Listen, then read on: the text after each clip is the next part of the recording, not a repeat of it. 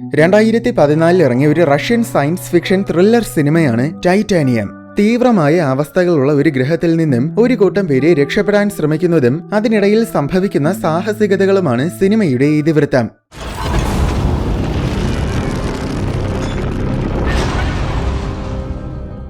31-ാം നൂറ്റാണ്ടിലാണ് കഥ നടക്കുന്നത്. ഈ കാലത്തിൽ മനുഷ്യരാശി വളരെയേറെ അഡ്വാൻസ്ഡ് ആയി മാറി. ഗാലക്സിയിലെ ഒരുപാട് ഗ്രഹങ്ങളിലേക്ക് മനുഷ്യരാശി വ്യാപിച്ചിട്ടുണ്ട്. അതിലൊരു ഗ്രഹമാണ് XT-59. ഇത് വെറും ഒരു പാഴ് ഗ്രഹമാണ്. ചതുപ്പുകളും മരുഭൂമികളും പാറക്കെട്ടുകളും അങ്ങനെ ഉപയോഗശൂന്യമായ സ്ഥലങ്ങൾ മാത്രമേ ഈ ഗ്രഹത്തിലുള്ളൂ. സമൃദ്ധമായിട്ട് ജലമുണ്ടെങ്കിലും പച്ചപ്പ് നിറഞ്ഞ ഒരു സ്ഥലം പോലും ഈ ഗ്രഹത്തിലില്ല. അതിനു പുറമെ ഈ ലോകം മുഴുവനും മാരകമായ ജീവികൾ കൊണ്ട് നിറഞ്ഞതാണ്. എങ്കിലും 400 വർഷങ്ങൾക്ക് മുന്നേ ഈ ലോകത്തിനെയും മനുഷ്യരാശി കോളനിവൽക്കരിച്ചു. ഒരേ ഒരു സിറ്റി മാത്രമേ ഇവിടെ സ്ഥാപിച്ചിട്ടുള്ളൂ. പുറം ലോകം ഭയങ്കര ഡേഞ്ചറസ് ആയതിനാൽ പൊതുജനങ്ങളൊന്നും ഒരിക്കലും ഈ സിറ്റി വിട്ട് പുറത്തു പോകാറില്ല. സിറ്റിക്ക് ചുറ്റും ശക്തമായ ഷീൽഡ് നിർമ്മിച്ചിട്ടുണ്ട്. അതുകൊണ്ട് സിറ്റിക്കുള്ളിൽ എല്ലാവരും സേഫ് ആണ്. കർശനമായ നിയമങ്ങളുടെ അടിസ്ഥാനത്തിലാണ് ഈ സിറ്റി പ്രവർത്തിക്കുന്നത്. ഗവൺമെന്റ് എല്ലാവരെയും എപ്പോഴും നിരീക്ഷിച്ചുകൊണ്ടിരിക്കും. ഒരാൾ എന്ത് ജോലി ചെയ്യണമെന്നും ആരെയാണ് വിവാഹം ചെയ്യേണ്ടതെന്നും അങ്ങനെ വ്യക്തിപരമായ കാര്യങ്ങൾ പോലും തീരുമാനിക്കുന്നത് ഗവൺമെന്റ് ആണ്. അതിനാൽ ഒരു സ്വാതന്ത്ര്യവും സന്തോഷവും ഒന്നുമില്ലാതെയാണ് ഈ സിറ്റിയിലെ ജനങ്ങൾ മൊത്തം ജീവിക്കുന്നത്. ജനങ്ങളെ പൂർണ്ണമായും നിയന്ത്രിക്കാൻ വേണ്ടിയിട്ടാണ് ഗവൺമെന്റിന്റെ ഏറ്റവും ഉയർന്ന ഒഫീഷ്യൽസ് ചേർന്ന് ഈ നിയമങ്ങളൊക്കെ ഉണ്ടാക്കിയിരിക്കുന്നത്. ആരെങ്കിലും ഗവൺമെന്റിനെ എതിർക്കാൻ നോക്കിയാൽ ഉടൻ തന്നെ അവരെയൊക്കെ കുറ്റവാളികളാക്കി ജയിലിൽ അടയ്ക്കുകയാണ് പതിവ്. അതുകൊണ്ട് സാധാരണ ആരും തന്നെ ഗവൺമെന്റിനെ എതിർക്കാൻ നിൽക്കാറില്ല. സിറ്റിയിലെ ജയിലിന്റെ രംഗത്തോടെയാണ് സിനിമ തുടങ്ങുന്നത്. ഇവിടെ 10 പുതിയ കുറ്റവാളികളെ പിടിച്ചുകൊണ്ട് വന്നിരിക്കുകയാണ്. അതിലൊരുത്തന്റെ തലയിൽ കൂടെ തുണിയിട്ടിട്ടുണ്ട്. ഇവനാണ് എർവിൻ, സിനിമയിലെ പ്രധാന കഥാപാത്രം. ഇതിൽ ഭൂരിപക്ഷം പേരും ഗവൺമെന്റിനെ എതിർത്തു എന്ന കുറ്റം മാത്രമേ ചെയ്തിട്ടുള്ളൂ. 10 പേർക്കും ഏറ്റവും വലിയ ശിക്ഷ തന്നെ ഗവൺമെന്റ് നൽകി. ഈ സിറ്റിയിലെ നിയമമനുസരിച്ച് കുറ്റവാളികൾക്ക് വധശിക്ഷ നൽകാൻ പാടില്ല. അതിനു പകരം അവരെ സിറ്റിയിൽ നിന്നും പുറത്താക്കുന്നതാണ് ഏറ്റവും വലിയ ശിക്ഷ. സിറ്റിക്ക് പുറത്ത് 1 വർഷം അതിജീവിച്ചാൽ പിന്നെ അവരെ തിരിച്ചു കയറ്റും. പക്ഷേ പുറത്തുള്ള ഭയാനകമായ അപകടങ്ങൾ കാരണം ഇതുവരേക്കും വളരെ അപൂർവം ചിലര് മാത്രമേ അങ്ങനെ അതിജീവിച്ചിട്ടുള്ളൂ. ബാക്കി ആരും തന്നെ തിരിച്ചു വന്നിട്ടില്ല. എന്തായാലും പോലീസുകാര് 10 പേരെയും കൊണ്ട് സിറ്റിയിൽ നിന്ന് പുറത്തു വന്നു. എന്നിട്ട് എല്ലാവർക്കും വേണ്ടി ഒരു വലിയ ബോക്സ് നൽകി. അത് നിറയെ സർവൈവ് ചെയ്യാൻ ആവശ്യമായ ടൂൾസും പിന്നെ കുറച്ച് ആഹാരവുമാണ്. എർവിന്റെ തലയിൽ ഇട്ടിരുന്ന തുണി എടുത്തു മാറ്റിക്കൊടുത്തു. കൃത്യം 1 മണിക്കൂറിനുള്ളിൽ തന്നെ ഇവിടുന്ന് എല്ലാവരും സ്ഥലം വിടണം. 1 മണിക്കൂർ കഴിഞ്ഞിട്ടും ഇവിടെ ആരെങ്കിലും നിന്നാൽ അവരെയൊക്കെ വെടിവെച്ച് കൊന്നുകളയുമെന്ന് പറഞ്ഞ് വാർണിംഗ് കൊടുത്തിട്ട് പോലീസുകാരെല്ലാം തിരിച്ചു കയറിപ്പോയി. അപ്പോൾ ബോക്സിൽ നിന്ന് സാധനങ്ങൾ എടുക്കാൻ എല്ലാവരും കൂടെ പരസ്പരം തല്ലുകൂടാൻ തുടങ്ങി. എർവിൻ ചെറിയൊരു കത്തി മാത്രമേ എടുത്തോളൂ. ഉടനെ ബോർഗ് വന്ന് എല്ലാവരെയും പിടിച്ചു മാറ്റി. എല്ലാവരുടെയും ലീഡർ എന്ന രീതിയിലാണ് അവൻ പെരുമാറുന്നത്. പിന്നെ അവൻ സംസാരിക്കുന്നത് കേൾക്കുമ്പോഴാണ് നമുക്കൊരു കാര്യം മനസ്സിലാകുന്നത്. സംഭവം ബോർഗിന് ഇതിനു മുൻപും ഇതേ ശിക്ഷ കിട്ടിയിട്ടുണ്ട്. പക്ഷെ അവൻ എങ്ങനെയോ പുറം ലോകത്തിൽ 1 വർഷം അതിജീവിച്ചു. അങ്ങനെ അവൻ സിറ്റിയിൽ തിരിച്ചു കയറിയതാണ്. അതുകൊണ്ട് ഞാൻ പറയുന്നത് കേട്ട് നിങ്ങളെല്ലാം എന്റെ കൂടെ നിന്നാൽ എല്ലാവർക്കും രക്ഷപ്പെടാമെന്ന് ബോർഗ് പറഞ്ഞു. അത് ശരിയാണെന്ന് എല്ലാവർക്കും തോന്നി. എന്നാൽ എർവിന് മറ്റൊരു പ്ലാൻ ഉണ്ട്. എന്താണെന്നാൽ ഇവിടുന്ന് ഏതാണ്ട് 100 കിലോമീറ്റേഴ്സിനപ്പുറം ലാൻഡ് ഓഫ് ഹാപ്പിനെസ് എന്നൊരു ദ്വീപുണ്ട്. ആ ദ്വീപിൽ ജീവിക്കാൻ പറ്റിയ എല്ലാ സാഹചര്യങ്ങളുമുണ്ട്. ഞാൻ അങ്ങോട്ട് പോവുകയാണെന്ന് എർവിൻ പറഞ്ഞു. പക്ഷെ യഥാർത്ഥത്തിൽ ആ ദ്വീപ് വെറും ഒരു ഐതിഹ്യം മാത്രമാണ്. അങ്ങനൊരു ദ്വീപ് ശരിക്കും ഉണ്ടോ ഇല്ലയോ എന്ന കാര്യം പോലും ആർക്കും തന്നെ കൃത്യമായിട്ട് അറിയില്ല. കാരണം അങ്ങോട്ട് പോയിട്ടുള്ളവരാരും ഇതുവരെ തിരിച്ചു വന്നിട്ടില്ല. അതിനാൽ കെട്ടുകഥയ്ക്ക് പിന്നാലെ പോകാൻ തീരുമാനിച്ച നീ ഒരു മണ്ടനാണെന്ന് പറഞ്ഞ് ബോർഗ് എർവിനെ കളിയാക്കി. അപ്പോൾ ക്രിസ്റ്റിയും എർവിന്റെ കൂടെ പോകാൻ നിന്നു. കാരണം അവളും ഈ ഐതിഹ്യത്തിൽ വിശ്വസിക്കുന്ന ഒരാളാണ്. അതുമാത്രമല്ല ബോർഗ് വലിയ മറ്റവനെ പോലെയാണ് പെരുമാറുന്നത്. അങ്ങനെയുള്ളവരെ ആൾക്ക് ഒട്ടും ഇഷ്ടമല്ല. അതുകൊണ്ട് ഞാനും നിന്റെ കൂടെ വരാമെന്ന് ക്രിസ്റ്റി എർവിനോട് പറഞ്ഞു. അങ്ങനെ അവർ രണ്ടുപേരും പോകാൻ തയ്യാറായി.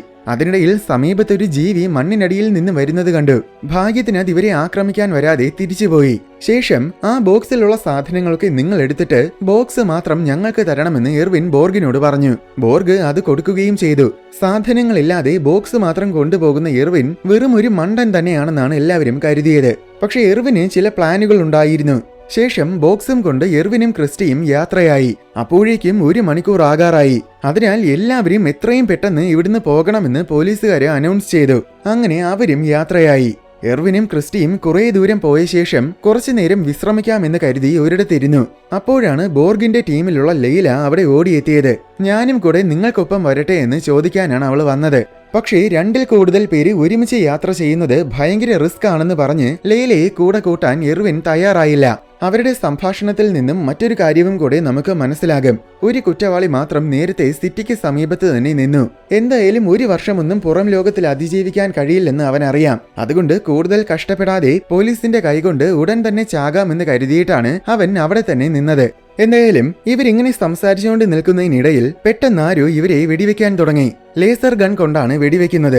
അത് ബോർഗും ടീമുമായിരിക്കുമെന്നാണ് എർവിൻ കരുതിയത്. എർവിനെ മാത്രമാണ് അവർ വെടിവെക്കുന്നത്. അതുകൊണ്ട് തിരിച്ച് ബോർഗിന്റെ ടീമിൽ ജോയിൻ ചെയ്യാമെന്ന് കരുതി ലെയ്ല നൈസായിട്ട് അവിടുന്ന് രക്ഷപ്പെട്ടു.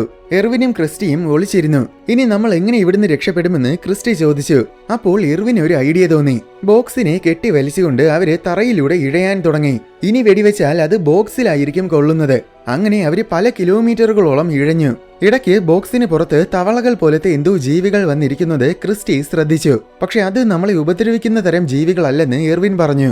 ഒടുവിൽ ഇഴഞ്ഞിഴഞ്ഞ് ഒരുപാട് ദൂരം എത്തിയപ്പോൾ ഇനി പേടിക്കാനൊന്നുമില്ലെന്ന് പറഞ്ഞ് എർവിൻ എണീറ്റു.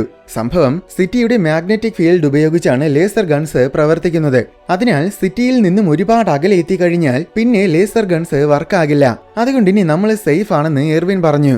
നോക്കിയപ്പോൾ ഇവര് വരുന്ന അതേ പാത ഫോളോ ചെയ്ത് പിന്നാലെ ബോർഗും ടീമും വരുന്നുണ്ട്. ഇവര് നമ്മൾ എന്തിനാണ് ഫോളോ ചെയ്യുന്നതെന്നോർത്ത് ക്രിസ്റ്റി സംശയിച്ചു. ഒരുപക്ഷെ നമ്മൾ തേടി പോകുന്ന ദ്വീപ് വെറും ഐതിഹ്യം മാത്രമാണെങ്കിലോ എന്ന് ക്രിസ്റ്റി കൗതുകത്തോടെ അവന്റെ അടുത്ത് ചോദിച്ചു. അപ്പോൾ അത് യഥാർത്ഥത്തിലുള്ള ദ്വീപ് തന്നെയാണെന്ന കാര്യം എനിക്ക് 100% ഉറപ്പാണെന്ന് എർവിൻ പറഞ്ഞു. ഇത്രയും ഉറപ്പിച്ച് പറയണമെങ്കിൽ ഇവൻ മുൻപും പുറത്തു വന്നിട്ടുണ്ടാകുമെന്ന് ക്രിസ്റ്റി കരുതി. എന്നാൽ ഞാൻ ആദ്യമായിട്ടാണ് പുറത്തു വരുന്നതെന്ന് എർവിൻ പറഞ്ഞു. പിന്നെ നിനക്കെങ്ങനെ ദ്വീപിന്റെ കാര്യത്തിൽ ഇത്ര ഉറപ്പെന്ന് ക്രിസ്റ്റി ചോദിച്ചു. പക്ഷെ അവൻ കൂടുതലൊന്നും പറഞ്ഞു കൊടുത്തില്ല. ഈ സമയം ഇങ്ങ് സിറ്റിയിൽ പോലീസിന്റെ ക്യാപ്റ്റൻ പ്രസിഡന്റുമായിട്ട് സംസാരിക്കുകയായിരുന്നു. എർവിനെ കൊന്നുകളയാത്തതിന്റെ പേരിൽ പ്രസിഡന്റ് ക്യാപ്റ്റനെ കുറെ വഴക്ക് പറഞ്ഞു. എന്നിട്ട് എത്രയും വേഗം അവനെ കൊന്നില്ലെങ്കിൽ നിങ്ങളെ ഞാൻ കൊല്ലുമെന്ന് പറഞ്ഞ് അയാള് ക്യാപ്റ്റനെ ഭീഷണിപ്പെടുത്തുകയും ചെയ്തു. അതിനിടയിൽ അവിടെ മത്യാസ് കയറി വന്നു. ഇവനാണ് നേരത്തെ സിറ്റിക്ക് സമീപം തന്നെ നിന്ന കുറ്റവാളി. യഥാർത്ഥത്തിൽ ഇവൻ കുറ്റവാളിയൊന്നുമല്ല, മറിച്ച് പോലീസുകാരനാണ്. കുറ്റവാളികളുടെ കൂടെ നിന്നിട്ട് എങ്ങനെയെങ്കിലും എർവിനെ കൊല്ലാൻ വേണ്ടിയിട്ടാണ് ഇവൻ കുറ്റവാളിയെ പോലെ വേഷം മാറി നിന്നത്. ഇവനാണ് നേരത്തെ എർവിനെ ലേസർ കൊണ്ട് വെടിവെച്ചത്. ഇവിടെ ക്രിസ്റ്റിയും എർവിനും കുറെ ദൂരം പോയ ശേഷം വീണ്ടും ഒരിടത്തിരുന്ന് റെസ്റ്റ് എടുത്തു. അതിനിടയിൽ വൈദ്യുതി പുറപ്പെടുവിക്കുന്ന ഒരു ടെന്റക്കിൾ ഭൂമിക്കടിയിൽ നിന്നും പുറത്തു വന്ന് ക്രിസ്റ്റിയെ ആക്രമിക്കാൻ തുടങ്ങി. പെട്ടെന്ന് എർവിൻ ഓടിവന്ന് അവളെ രക്ഷിച്ചു. ഒരു തുണി കൊണ്ട് ആ ടെന്റക്കിളിനെ അവൻ പൊതിഞ്ഞു വെച്ചു. എന്നിട്ട് നീ ചെന്ന കത്തി എടുത്തുകൊണ്ട് വന്ന് ടെന്റക്കിളിന്റെ വേര് വെട്ടിക്കളയാൻ ക്രിസ്റ്റിയോട് പറഞ്ഞു. അതിനിടയിൽ അവന്റെ നെഞ്ചിൽ ഒരു വലിയ മുറിവ് പറ്റി. ടെന്റക്കിൾ എർവിനെ കൊല്ലാൻ വേണ്ടി വലിഞ്ഞു മുറുക്കാൻ തുടങ്ങിയതും ക്രിസ്റ്റി അതിന്റെ വേര് വെട്ടിക്കളഞ്ഞു. അങ്ങനെ അവര് രക്ഷപ്പെട്ടു. ശേഷം എർവിൻ ആ വെട്ടിക്കളഞ്ഞ ടെന്റക്കിളിനെ എടുത്ത് വടിയിൽ ചുറ്റി ഒരു വെപ്പൺ ഉണ്ടാക്കി. പിന്നെ ക്രിസ്റ്റി അവന്റെ മുറിവ് ക്ലീൻ ചെയ്തു കൊടുത്തു. അതിനിടയിൽ അവളെ എന്തിനാണ് പോലീസ് അറസ്റ്റ് ചെയ്തതെന്ന് അവള് പറഞ്ഞു കൊടുത്തു. സംഭവം അവളുടെ ഹസ്ബൻഡ് അവളെ എന്നും ഉപദ്രവിക്കുമായിരുന്നു. പക്ഷെ അയാള് ഗവൺമെന്റിന്റെ ഉയർന്ന ഒരു ഉദ്യോഗസ്ഥനായതുകൊണ്ട് പോലീസിന് പരാതി നൽകിയിട്ടും ഒരു പ്രയോജനവും ഉണ്ടായില്ല. അങ്ങനെ അവസാനം ഗതി കെട്ടപ്പോൾ അവള് ഹസ്ബൻഡിനെ അങ്ങ് കൊന്നുകളഞ്ഞു. അങ്ങനെയാണ് അവളെ പോലീസ് അറസ്റ്റ് ചെയ്തത്. അവളുടെ കാര്യം പറഞ്ഞിട്ട് നിന്നെ എന്തിനാണ് പോലീസ് പിടിച്ചതെന്ന് അവള് എർവിന്റെ അടുത്ത് ചോദിച്ചു. പക്ഷെ അപ്പോഴും അവനൊന്നും പറഞ്ഞില്ല. കുറച്ചു നേരം കൂടെ റെസ്റ്റ് എടുത്തിട്ട് അവര് വീണ്ടും യാത്രയായി. ബോർഗും ടീമും ഇപ്പോഴും ഇവരെ ഫോളോ ചെയ്യുന്നുണ്ട്. ദ്വീപ് വെറും കെട്ടുകഥ മാത്രമാണെന്ന് വിശ്വസിക്കുന്ന ഇവര് പിന്നെ എന്തിനാണ് നമ്മളെ ഫോളോ ചെയ്യുന്നതെന്ന് ക്രിസ്റ്റി കൗതുകത്തോടെ ചോദിച്ചു. സംഭവം ഇവിടുന്ന് കുറച്ചകലെ റോട്ടൺ ഷോൾ എന്നൊരു സ്ഥലമുണ്ട്. ആദ്യം അവിടെയാണ് സിറ്റി സ്ഥാപിച്ചിരുന്നത്. പക്ഷേ പേര് പോലെ തന്നെ ഇപ്പോൾ ആ സിറ്റി മൊത്തം നശിച്ചു കിടക്കുകയാണ്. സിറ്റിയിൽ നിന്ന് പുറത്താക്കപ്പെടുന്നവരെല്ലാം ഇപ്പോൾ അവിടെയാണ് ജീവിക്കുന്നത്. ബോർഗും ടീമും അങ്ങോട്ടായിരിക്കും പോകുന്നത്, അല്ലാതെ നമ്മളെ ഫോളോ ചെയ്ത് വരുന്നതല്ലെന്ന് എർവിൻ പറഞ്ഞു കൊടുത്തു. അത് പറഞ്ഞു തീർന്നതും ഭൂമിക്കടിയിൽ നിന്നും ഒരു ടെന്റക്കിൾ വരുന്നത് എർവിൻ ശ്രദ്ധിച്ചു. അത് നേരത്തെ സിറ്റിക്ക് സമീപം കണ്ടതുപോലത്തെ ജീവിയുടേതാണ്. സോ വോർട്ട് എന്നാണ് ഇതിന്റെ പേര്. പെട്ടെന്ന് അനങ്ങാതെ നിലത്ത് കിടക്കാൻ എർവിൻ പറഞ്ഞു. കാരണം ഇത് മണ്ണുകൊണ്ട് നിർമ്മിതമായ ഒരു ജീവിയാണ്. ഇതിനെ കണ്ണു കാണാൻ കഴിയില്ല. ചലനങ്ങളിലൂടെ മാത്രമേ ഇരകളെ കണ്ടെത്താൻ കഴിയൂ. അതുകൊണ്ട് അനങ്ങാതെ നിലത്ത് കിടന്നാൽ അത് ഒന്നും ചെയ്യില്ല. അങ്ങനെ ഇവരിവിടെ പേടിച്ച് വിറച്ച് കിടക്കുന്ന സമയത്താണ് കുറച്ചകലെ കൂടെ ബോർഗും ടീമും വരുന്ന ശബ്ദം കേട്ടത്. ജീവി ഉടനെ അങ്ങോട്ട് പോയി. ജീവിയുടെ കുറെ വേരുകൾ മുകളിൽ പൊങ്ങിവന്ന് ബോർഗിനെയും കൂട്ടരെയും ആക്രമിക്കാൻ തുടങ്ങി. ആ തക്കത്തിൽ എർവിനും ക്രിസ്റ്റിയും നൈസായിട്ട് രക്ഷപ്പെട്ടു. എല്ലാവരും അനങ്ങാതെ നിൽക്കാൻ ബോർഗ് പറഞ്ഞു. എന്നാൽ പേടിച്ചിട്ട് ഒരുത്തനാണെങ്കിൽ ഓടി രക്ഷപ്പെടാൻ നോക്കി. ഉടനെ ഒരു വലിയ വേര് വന്ന് അവനെ പിടികൂടി. എന്നിട്ട് അവനെയും വലിച്ചെടുത്തോണ്ട് വേരുകളെല്ലാം ഭൂമിക്കടിയിലേക്ക് പോയി. ആ തക്കത്തിൽ ബാക്കിയുള്ളവരെ രക്ഷപ്പെട്ടു. ഈ സമയം ഇങ്ങ് സിറ്റിയിൽ നമ്മുടെ നിലനിൽപ്പിന് എർവിൻ വളരെ ഇമ്പോർട്ടന്റ് ആണെന്നും അതിനാൽ എത്രയും വേഗം അവനെ ജീവനോടെ കൊണ്ടുവരണമെന്നും പ്രസിഡന്റ് ക്യാപ്റ്റനെ വിളിച്ച് പറഞ്ഞു.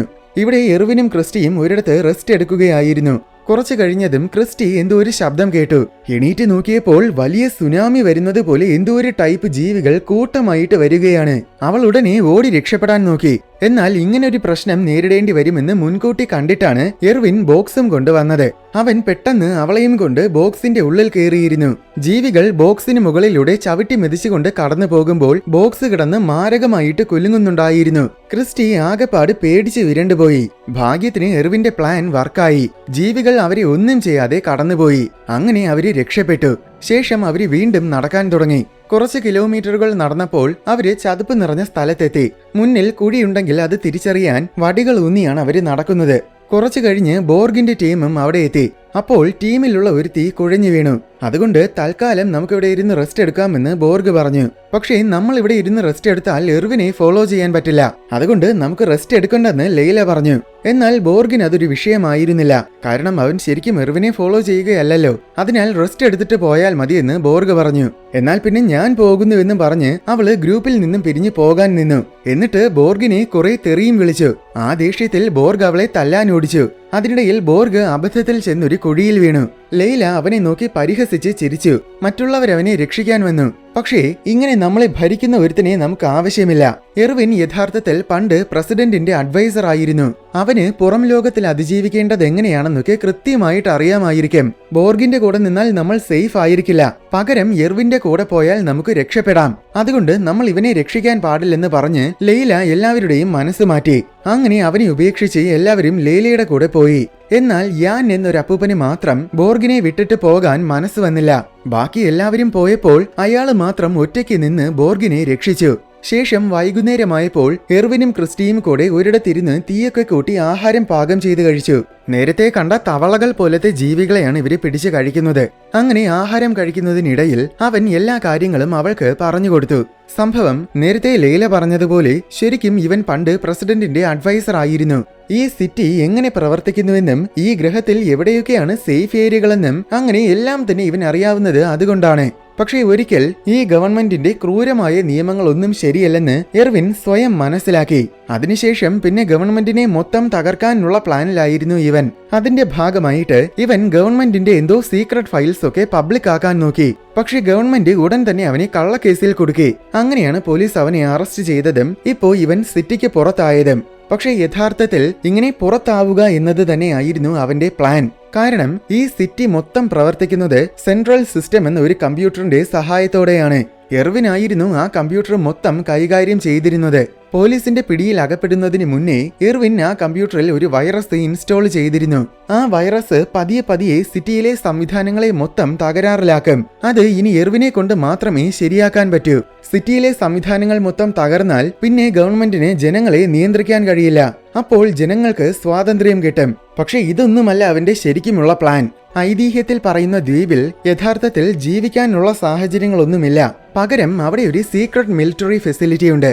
ഗ്രഹത്തിൽ എന്തെങ്കിലും പ്രശ്നമുണ്ടായാൽ പ്രസിഡന്റിനും മറ്റു ഉയർന്ന ഒഫീഷ്യൽസിനുമൊക്കെ രക്ഷപ്പെടാൻ വേണ്ടി അവിടെ നിരവധി സ്പേസ്ഷിപ്പുകളുണ്ട്. അതിനാൽ അവിടെ ചെന്ന് ഒരു സ്പേസ്ഷിപ്പിൽ കയറി ഈ ഗ്രഹത്തിൽ നിന്നും രക്ഷപ്പെട്ട് നേരെ ഭൂമിയിൽ പോകും. ഭൂമിയിലുള്ളവർക്ക് ഈ സിറ്റിയിൽ നടക്കുന്ന കാര്യങ്ങളൊന്നും അറിയില്ല. അതുകൊണ്ട് അവിടെ ചെന്ന് സിറ്റിയിലെ അവസ്ഥകൾ പറഞ്ഞാൽ ഇവിടെയുള്ളവരെയൊക്കെ രക്ഷിക്കാൻ ഭൂമിയിൽ നിന്ന് ആൾക്കാർ വരും. അങ്ങനെ ഈ സിറ്റിയിലുള്ള ഗവൺമെന്റിനെ പൂർണ്ണമായും നശിപ്പിക്കാൻ കഴിയും. അതോടെ സിറ്റിയിലുള്ള എല്ലാവർക്കും പൂർണ്ണമായ സ്വാതന്ത്ര്യവും കിട്ടും. ഇതാണ് എർവിന്റെ യഥാർത്ഥ പ്ലാൻ. സാധാരണ ആർക്കും തന്നെ ആ ദ്വീപിലെത്താൻ പറ്റില്ല. അതിനു മുന്നേ എന്തെങ്കിലും അപകടം സംഭവിച്ച് മരിക്കുമെന്നത് 100% ഉറപ്പാണ്. പക്ഷെ എർവിൻ അങ്ങനെയല്ല. ആ ദ്വീപിൽ സേഫ് ആയിട്ട് എങ്ങനെ എത്തിപ്പെടണമെന്ന് അവന് കൃത്യമായിട്ട് അറിയാം. എർവിൻ അവിടെ എത്തിയാൽ അവൻ സ്പേസ്ഷിപ്പും കൊണ്ട് ഭൂമിയിൽ പോകുമെന്നും പ്രസിഡന്റിന് നല്ല പേടിയുണ്ട്. അതുകൊണ്ടാണ് അവനെ എങ്ങനെയെങ്കിലും കൊല്ലാനായിട്ട് നേരത്തെ മത്യാസിനെ അയച്ചത്. അങ്ങനെ അവൻ എല്ലാ കാര്യങ്ങളും പറഞ്ഞുകൊടുത്തു. ഈ സമയം ഇവിടെ സിറ്റിയിൽ കമ്പ്യൂട്ടറിൽ വൈറസ് ഉണ്ടെന്ന കാര്യം ഇതിനോടകം വെച്ച് തന്നെ ക്യാപ്റ്റൻ മനസ്സിലാക്കി. പക്ഷെ എന്തൊക്കെ ചെയ്തിട്ടും കമ്പ്യൂട്ടർ ശരിയാക്കാൻ പറ്റുന്നില്ല. അടുത്ത ദിവസം രാവിലെ ലെയ്ലയും കൂട്ടരും അകലെ 2 പേരെ കണ്ടു. അത് എർവിനും ക്രിസ്റ്റിയുമായിരിക്കുമെന്ന് കരുതി അവൾ ഓടിച്ചെന്നു. പക്ഷെ അത് മുൻപ് പുറത്താക്കപ്പെട്ട കുറ്റവാളികളായിരുന്നു. ഭക്ഷണമില്ലാത്തതിനാൽ അവരൊക്കെ മനുഷ്യരെ പോലും കൊന്നു തിന്നുന്ന കാനിബൽസ് ആയിട്ട് മാറിയിരിക്കുകയാണ്. ലെയ്ലയുടെ ടീമിനെ കണ്ട ഉടൻ തന്നെ കാനിബൽസ് അവരെ ആക്രമിച്ചു. ഒരുത്തിയെ കാനിബൽസ് തലക്കടിച്ച് കൊന്നുകളഞ്ഞു. ആ തക്കത്തിൽ ലൈലയും ബാക്കിയുള്ളവരും ഓടി രക്ഷപ്പെട്ടു. അങ്ങനെ ഓടുന്നതിനിടയിൽ അവര് ബോർഗിനെയും യാനിനെയും കണ്ടുമുട്ടി. കണ്ടപാടെ ബോർഗ് ഓടി വന്ന് ലൈലയെ ആക്രമിച്ചു. അപ്പോൾ പേടിച്ചിട്ട് അവളൊരു സത്യം പറഞ്ഞു. സംഭവം, എർവിനെ കൊന്നാൽ നിന്നെ തിരിച്ച് സിറ്റിയിൽ കയറ്റാമെന്ന് ജയിലിൽ വെച്ച് ക്യാപ്റ്റൻ ലൈലയോട് പറഞ്ഞിരുന്നു. അതിനു വേണ്ടിയിട്ടാണ് ഇവള് എർവിന്റെ പിന്നാലെ പോകുന്നത്. അങ്ങനെ സത്യം പറഞ്ഞിട്ട് അവള് ബോർഗിന്റെ കൈ തട്ടി മാറ്റി ഓടി രക്ഷപ്പെടാൻ നോക്കി. എന്നാൽ ഓടുന്നതിനിടയിൽ ഒരു ടൈപ്പ് കറുത്ത മണലിൽ ചെന്ന് വീണു. ഉടനെ മണ്ണിനടിയിലുണ്ടായിരുന്ന ചിലന്തി പോലത്തെ എന്തോ ഒരു ജീവി വളരെ വേഗം അവളെ വല കൊണ്ട് മൂടാൻ തുടങ്ങി. അതിൽ നിന്നും രക്ഷപ്പെടാൻ അവള് പരമാവധി ശ്രമിച്ചതാണ്. പക്ഷേ ഒരു രക്ഷയുമില്ല. അവളെ രക്ഷിക്കാൻ ശ്രമിച്ച് മണ്ണിൽ ചാടിയാൽ ചാടുന്നവരും വലയിൽ കുടുങ്ങിപ്പോകും. അതുകൊണ്ട് ആർക്കും അവളെ രക്ഷിക്കാനും പറ്റിയില്ല. അവസാനം അവള് പൂർണ്ണമായും വല കൊണ്ട് മൂടപ്പെട്ടു. അങ്ങനെ ശ്വാസം മുട്ടി അവള് മരിച്ചുപോയി. ശേഷം അവശേഷിച്ച ടീമിന്റെ നിയന്ത്രണം ബോർഗ് ഏറ്റെടുത്തു. ഇവിടെ സിറ്റിയിൽ ലൈല മരിച്ചുവെന്ന് ക്യാപ്റ്റന് മനസ്സിലായി. കാരണം അവളുടെ ദേഹത്ത് ക്യാപ്റ്റൻ ഒരു ട്രാക്കർ വെച്ചിട്ടുണ്ടായിരുന്നു. അവളുടെ ലാസ്റ്റ് ലൊക്കേഷൻ വെച്ച് നോക്കുമ്പോൾ അവര് റോട്ടൺ ഷോളിലേക്ക് പോകാനാണ് സാധ്യതയെന്നും ക്യാപ്റ്റന് മനസ്സിലായി. ഇനി എന്തായാലും നീ നേരിട്ട് ചെന്ന് അവനെ പിടിച്ചോണ്ട് വരാൻ ക്യാപ്റ്റൻ മത്തിയാസിനോട് പറഞ്ഞു. എന്നിട്ട് ബുള്ളറ്റുകളുള്ള പഴയ തരം തോക്കുകളും അവന് കൊടുത്തു. അതാകുമ്പോൾ സിറ്റിക്ക് പുറത്തും വർക്കാകും. ഇവിടെ ബോർഗും ടീമും എർവിനെ തേടി നടക്കുകയായിരുന്നു. അതിനിടയിൽ ഒരുത്തൻ വഴിയരികിൽ ഒരു ബാഗ് കിടക്കുന്നത് കണ്ടു. അവൻ കൗതുകത്തോടെ അത് ചെന്ന് പരിശോധിച്ചു നോക്കി. പെട്ടെന്ന് ബാഗിനകത്തു നിന്നും കറുത്ത ദ്രാവക രൂപത്തിലുള്ള ഒരു ജീവി അപ്രതീക്ഷിതമായിട്ട് അവന്റെ ദേഹത്ത് ചാടിക്കേറി. അത് തീവ്ര വിഷമുള്ള പാരസൈറ്റ് പോലത്തെ എന്തോ ജീവിയായിരുന്നു. അതിനാൽ സെക്കൻഡുകൾക്കുള്ളിൽ തന്നെ അവൻ കൊല്ലപ്പെട്ടു. ഇനി ബോർഗിന്റെ ടീമിൽ ആകെ 3 പേരെയുള്ളൂ. ബോർഗും യാനും പിന്നെ വില്യവും. ശേഷം കുറച്ചു കഴിഞ്ഞ് എർവിനും ക്രിസ്റ്റിയും നടക്കുന്നതിനിടയിൽ എന്തോ ശബ്ദം കേട്ട് എർവിൻ തിരിഞ്ഞു നോക്കി. ഉടനെ ബോർഗ് ഒരു വടിയെടുത്തെറിഞ്ഞ് എർവിനെ ബോധം കെടുത്തി. പിന്നെ കണ്ണു തുറന്നപ്പോൾ അവനെയും ക്രിസ്റ്റിയെയും ബോർഗ് കെട്ടിയിട്ടിരിക്കുകയാണ്. എർവിനെ പിടിച്ചുകൊടുത്താൽ ഗവൺമെന്റ് ശിക്ഷയിൽ ഇളവ് നൽകുമെന്നും ഒരുപക്ഷെ തിരിച്ച് സിറ്റിയിൽ പ്രവേശിപ്പിക്കുമെന്നുമാണ് ബോർഗ് കരുതുന്നത്. അതുകൊണ്ടാണ് ഇവനെ പിടിച്ചു കെട്ടിയിട്ടിരിക്കുന്നത്. ഇനി അടുത്ത നമ്മൾ എന്ത് ചെയ്യുമെന്ന് യാൻ ചോദിച്ചു.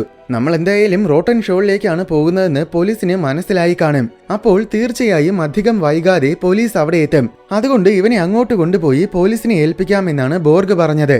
ഇവരിങ്ങനെ സംസാരിക്കുന്നതിനിടയിൽ ക്രിസ്റ്റി വേറെ ആരും കാണാതെ ഒരു കൂർത്ത കല്ലെടുത്ത് എർവിന് കൊടുത്തു. ഈ സമയം ബോർഗ് പറഞ്ഞതുപോലെ മത്തിയാസും വേറെ കുറച്ച് പോലീസുകാരും കൂടെ റോട്ടൺ ഷോളിൽ എത്തിയിരുന്നു. അവിടെ ആകെ ഒരേ ഒരു ബിൽഡിംഗ് മാത്രമേയുള്ളൂ. അതിൽ ഒരുപാട് പേര് ജീവിക്കുന്നുണ്ട്. ഭിക്ഷക്കാരേക്കാൾ ഗതികെട്ടാണ് ഇവരൊക്കെ ജീവിക്കുന്നത്. എർവിന്റെ ഫോട്ടോ കാണിച്ചു കൊടുത്തിട്ട് ഇവൻ ഇവിടെ വന്നിട്ടുണ്ടോ എന്ന് കുറെ പേരോട് ചോദിച്ചു. പക്ഷെ ഇവൻ ഇവിടെ വന്നിട്ടില്ലെന്നാണ് എല്ലാവരും പറയുന്നത്.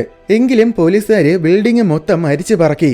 അതിനിടയിൽ ബോർഗും യാനും കൂടെ എർവിനെയും ക്രിസ്റ്റിയെയും കൊണ്ട് ബിൽഡിംഗിൽ കയറി വന്നു. ബിൽഡിംഗ് നിറയെ പോലീസ് ഉണ്ടെന്ന് മനസ്സിലായതും എർവിനെ ഒരിടത്ത് ഒളിപ്പിച്ചു വെച്ചിട്ട് ബോർഗ് പോലീസിന്റെ അടുത്ത് സംസാരിക്കാൻ പോയി. എന്നെ പിടിച്ചു കൊടുത്താലും അവര് നിന്നെ കൊല്ലുമെന്ന് എർവിൻ ബോർഗിനോട് പറഞ്ഞതാണ്. അത് കേൾക്കാതെയാണ് അവൻ പോയത്. ഈ സമയം വില്യം ബിൽഡിംഗിൽ കയറാൻ പേടിച്ചിട്ട് പുറത്തു തന്നെ നിൽക്കുകയായിരുന്നു. അതിനിടയിൽ നേരത്തെ കണ്ടതുപോലത്തെ ഒരു സോ വോർട്ട് അയാളെ ആക്രമിക്കാൻ വന്നു. ഭാഗ്യത്തിന് അപ്പോഴാണ് ഒരു പോലീസുകാരൻ അതുവഴി വന്നത്. ജീവി ഉടനെ ആ പോലീസുകാരനെ പിടികൂടി. അപ്പോൾ വെപ്രാളത്തിൽ പോലീസ് തുരുതുരാന്ന് എങ്ങോട്ടോ വെടിവെച്ചു. നിർഭാഗ്യവശാൽ അതിലൊരു ബുള്ളറ്റ് വില്യമിന്റെ ഷോൾഡറിലാണ് കൊണ്ടത്. ജീവി പോലീസിനെയും കൊണ്ട് പോയ ശേഷം വില്യം പോലീസിന്റെ തോക്കും എടുത്തോണ്ട് ബിൽഡിംഗിൽ കയറി വന്നു. ഈ സമയം അകത്ത് ഞാൻ എർവിനെ തന്നാൽ എന്നെ തിരിച്ച് സിറ്റിയിൽ കയറ്റുമോ എന്ന് ബോർഗ് വന്ന് മത്തിയാസിന്റെ അടുത്ത് ചോദിച്ചു. മത്തിയാസ് ഉടൻ തന്നെ സമ്മതിക്കുകയും ചെയ്തു. അങ്ങനെ ബോർഗ് മത്തിയാസിനെയും കൊണ്ട് എർവിന്റെ അടുത്ത് വന്നു. പക്ഷെ അപ്പോഴേക്കും നേരത്തെ അവൾ കൊടുത്ത കല്ലുപയോഗിച്ച് എർവിൻ കയറും പൊട്ടിച്ച് ഇവിടുന്ന് രക്ഷപ്പെട്ടിരുന്നു. പക്ഷെ എന്തായാലും അവന് ഈ ബിൽഡിംഗ് വിട്ടു പോകാൻ സമയമായിട്ടില്ലെന്ന് ബോർഗ് പറഞ്ഞു. ദേഷ്യം വന്ന മത്തിയാസ് കൂടുതൽ ഒന്നും ആലോചിക്കാതെ ബോർഗിനെ വെടിവെച്ച് കൊന്നുകളഞ്ഞു. ശേഷം സ്കാൻ ചെയ്ത് നോക്കിയപ്പോൾ ഒരു ചുമരിന് പിന്നിൽ 2 പേര് ഒളിച്ചിരിക്കുന്നത് മത്തിയാസ് കണ്ടു. അവനുടനെ അങ്ങോട്ട് ചെന്ന് നോക്കിയപ്പോൾ അത് യാനും ക്രിസ്റ്റിയുമായിരുന്നു. യാനെ ഉടൻ തന്നെ വെടിവെച്ച് കൊന്നിട്ട് അവൻ ക്രിസ്റ്റിയെ വെച്ച് എർവിനെ ഭീഷണിപ്പെടുത്തി. നീ എവിടെയോ ഒളിച്ചിരിക്കുന്നുണ്ടെന്ന് എനിക്കറിയാം. മര്യാദയ്ക്ക് എന്റെ മുന്നിൽ വന്നില്ലെങ്കിൽ ഞാൻ ഇവളെ കൊന്നുകളയുമെന്ന് മത്തിയാസ് പറഞ്ഞു. അപ്പോഴാണ് അവിടെ വില്യം കയറി വന്നത്. എർവിൻ വില്യമിനെ കണ്ടു. വില്യമിന്റെ തോക്കിരിക്കുന്നത് കണ്ടപ്പോൾ എർവിന് ഒരു ഐഡിയ തോന്നി.